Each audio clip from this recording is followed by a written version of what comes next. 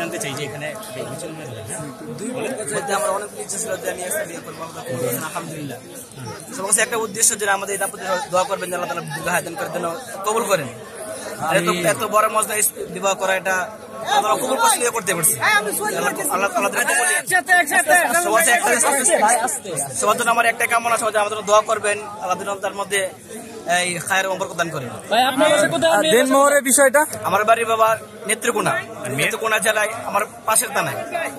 আচ্ছা আচ্ছা, দেনমোহরের বিষয়টা কিভাবে নির্ধারণ করা হয়েছে? দেনমোহর রিপোর্টটা এটা ইখতিয়ার দেওয়া হয়েছিল ছেলেকে, ছেলেদের উপর চিঠি। এখানে বিয়ের সিস্টেমটা কেমন একটু যদি বলতেন? এখানে বিয়ের সিস্টেমটা হলো এই জায়গায় প্রথম খুতবা করেন, তারপরে এই ছেলের অথবা মেয়ের দেবেন একজন গার্জেনের হাতে ছেলেকে কবুল বলা দেন। আর ওই যে কোনো ইজাব কবুল করে। আপনি কতটুকু আনন্দিত এখানে যে বিয়ে করতে পেরে? আপনার একটা ইচ্ছা ছিল? জি, আমার অনেক আলহামদুলিল্লাহ অনেক খুশি আমি, যেটা আমি বলে আপনাদেরকে মানে বুঝতে পারবো না। আপনার পরিবারে কে কে ছিল এখানে? আমার এই তো আমার আব্বু ছিল, আমার চাচা ছিল। আপনার শ্বশুর? আপনি কি কেমন অনুভূতি আপনার ছেলেকে ইসলামে বিয়ে করতে পারলেন? আপনার ছেলেকে বিয়ে করতে পেরে কেমন লাগছে আপনার কাছে? আলহামদুলিল্লাহ, আল্লাহর কাছে লাখ লাখ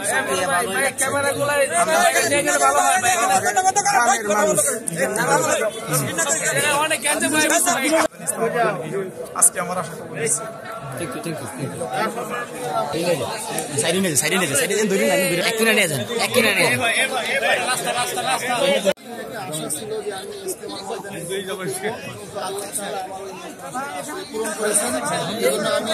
অত্যন্ত আনন্দিত। পাশাপাশি আপনারা আমাদের জন্য দোয়া করবেন জীবন সুখের হয়। আপনার শ্বশুর আছে কিনা এখানে?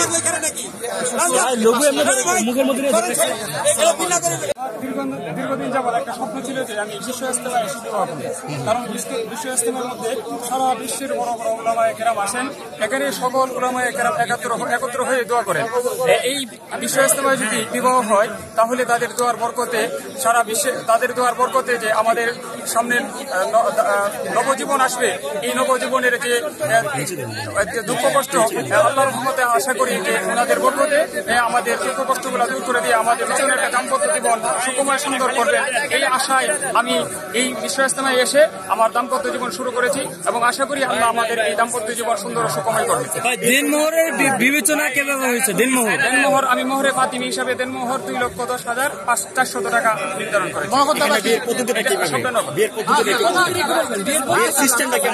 সিস্টেমটা এখানে আমরা সকলে যারা বিবাহ করবো, আমরা সকলে সারিবদ্ধ হয়ে আমরা যাই, যাওয়ার পরে একজন একজন করে বাবের মেয়ের নাম, মেয়ের বাবার নাম বলে, আর বলার পরে আমরা কবুল বলি। আপনার ফ্যামিলি থেকে কে আছে এখানে?